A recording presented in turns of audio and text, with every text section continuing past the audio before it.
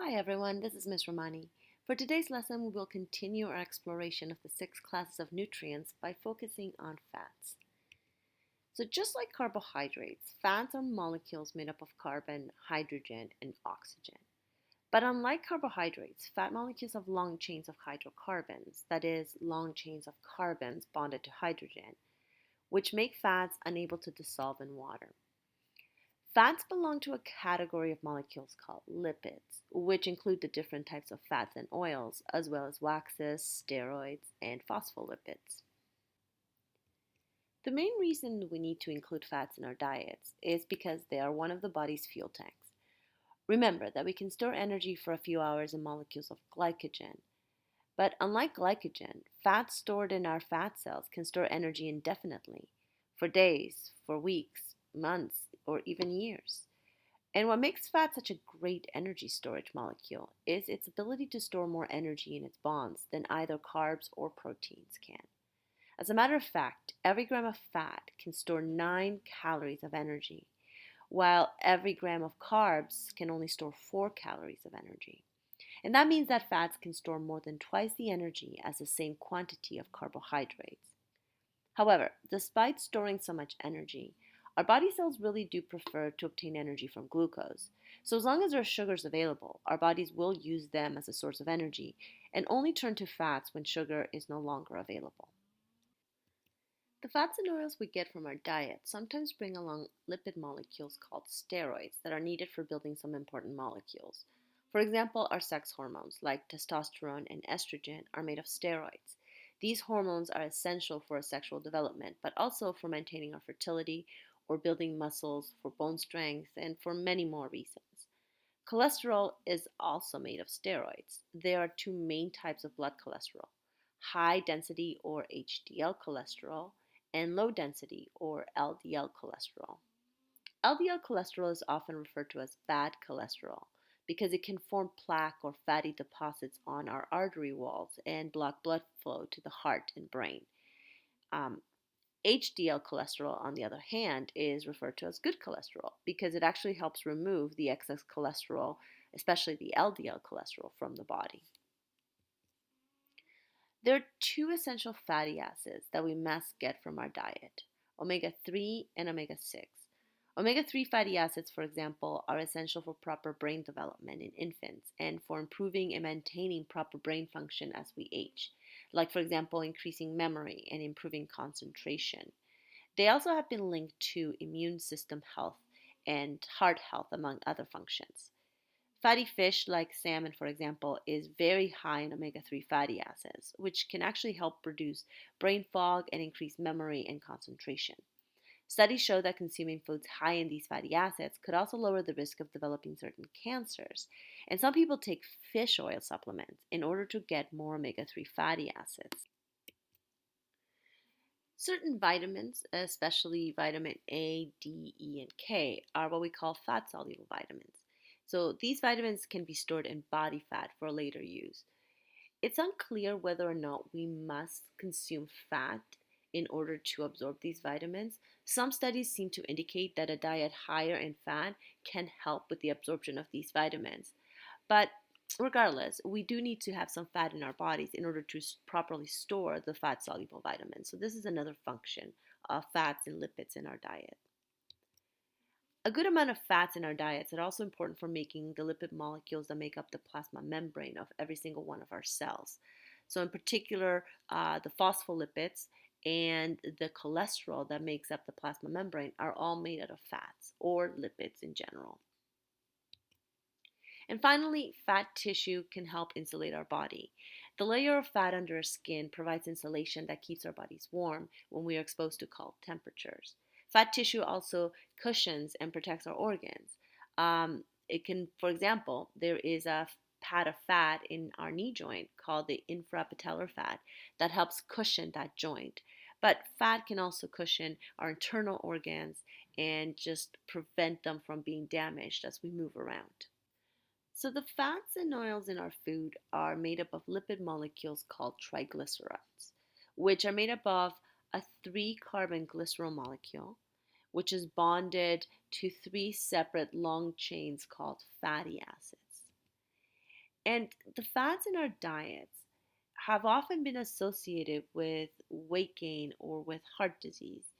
And yes, while fats do contain a lot of calories, which means that overconsumption of them can lead to weight gain, it is often not so much the amount of fat that we eat, but the type of fat that we eat that makes a difference in our health.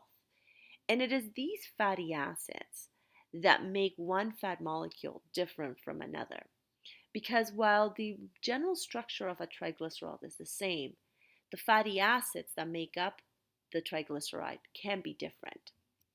So there are four different fat classifications: saturated, monounsaturated, polyunsaturated, and trans fats.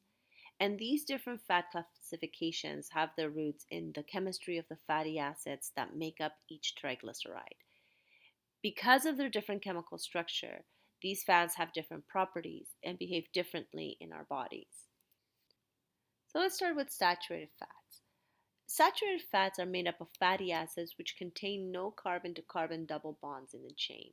So just take a look at the picture at the top of a saturated fatty acid, and you can see that in that long chain of carbons, all the bonds are single bonds.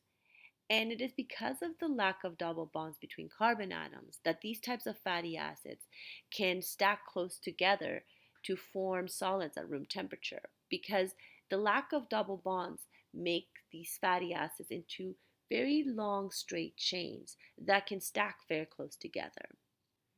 Saturated fats are the most common fat found in animals, and it is a fat found in meats and in cheeses and in chicken and in dairy products.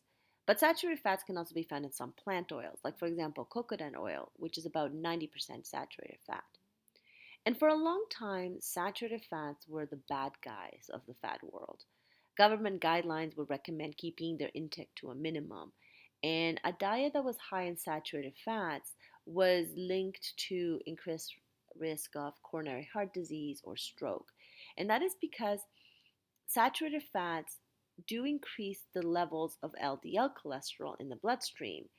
And since LDL cholesterol can cause an increased risk of heart disease, it seemed like a sensible suggestion. However, in recent years, the assumption that saturated fats is unquestionably bad for you has been challenged. So, the original study that prompted that guidance of keeping saturated fat to a minimum has been criticized for some flaws. And today, it remains unclear exactly how big a factor saturated fats play in respect to heart disease. So, I can't tell you whether or not saturated fats are actually bad for you or if they're neutral or even good for you, because the science is still out there on that. So we're just going to keep it as a maybe in terms of the health concerns for saturated fats.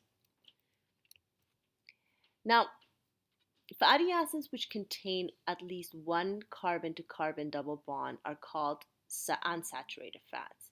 And those that contain a single carbon to carbon double bond are called monounsaturated fats. It is this double bond that bends the structure of the fatty acid. And as you can see in that picture, wherever that double bond is, the fatty acid has been bent. And so that prevents the fatty acids from stacking close together when at room temperature. And by not being stacked close together, unsaturated fats basically remain liquids at room temperature, forming oils rather than solid fats. So the difference, say, for example, between butter, which can remain a solid at room temperature, and an oil that is a liquid at room temperature. So unsaturated fats are found in high levels in nuts and high-fat fruits like avocados and olives. So mostly from plant sources of fats. And unlike saturated fats, they lower the levels of LDL cholesterol in the blood while maintaining HDL cholesterol levels. And by doing so, lower the risk of heart disease and stroke. So they are a healthy fat. Now, fatty acids which contain more than one carbon to carbon double bond within their chemical structure are known as polyunsaturated fats. And the two essential amino acids that we discussed earlier, the omega 6 and omega 3 fatty acids, are polyunsaturated fats. Like monounsaturated fats, these fats are also liquids at room temperature because of the bends that the double bonds cause in the molecule structure. And polyunsaturated fats are found in significant levels in high fat fish, like, say, for example, salmon and anchovies and tuna, as well as nuts, seeds, including sunflower seeds and flax seeds, and are also present in foods that have been fortified with extra omega 3 fatty acids, like, for example, eggs that contain omega 3 fatty acids. Also, black beans and kidney beans and edamame, which is soy, are also good sources of the omega fatty acids. So, much like the monounsaturated fats, polyunsaturated fats are considered to be healthy fats. They tend to lower blood levels of LDL cholesterol and so therefore are beneficial to our heart health and general health in a variety of different ways. For example, like I mentioned earlier in the lesson, omega 3 fatty acids have many benefits, especially to our brain development and our brain function, as well as some other health benefits that, like I said, were mentioned earlier. So finally, we're going to talk about trans fats, and trans fats are artificially created fats. This is a fat that was introduced artificially into foods, and even though trans fats can be found in tiny levels in a small number of foods completely naturally, more often they're introduced to oils via a process known as hydrogenation. Hydrogenation involves the reaction of oils with hydrogen, and this removes the double bonds from unsaturated fats, converted them into single bonds. And the process can therefore convert liquid oils into solid, saturated, or what is called hydrogenated fats, if the hydrogenation is actually run to completion. However, trans fats are produced when the hydrogenation is only partial. So what happens is that trans fats will still contain double bonds, but the hydrogenation process changed the orientation of the bonds to one not usually seen in fats that are found in nature. Natural double bonds in fats usually are arranged in what is called a cis configuration, and that means that the two hydrogens associated with the bond are both on the same side of the double bond. In trans fats, they are in a trans configuration, and so therefore the hydrogens are on opposite sides of the double bonds. So hydrogenated oils are most often used in the production of fast foods like cakes and shortenings, which is why trans fats have historically been found mostly in junk food. What trans fats tend to do is they tend to raise LDL levels of cholesterol in the blood and lower HDL levels of cholesterol. And so they have been associated with much higher levels of inflammation, leading to heart disease, to stroke, and even to type 2 diabetes. And the health risks of trans fats are so great that many countries, including Canada, are in the process of banning trans fats. And over the years, there have been many failed attempts to ban them, but recently, trans fats, although still legal, should be completely out of our shelves by the end of this year, by the end of 2020.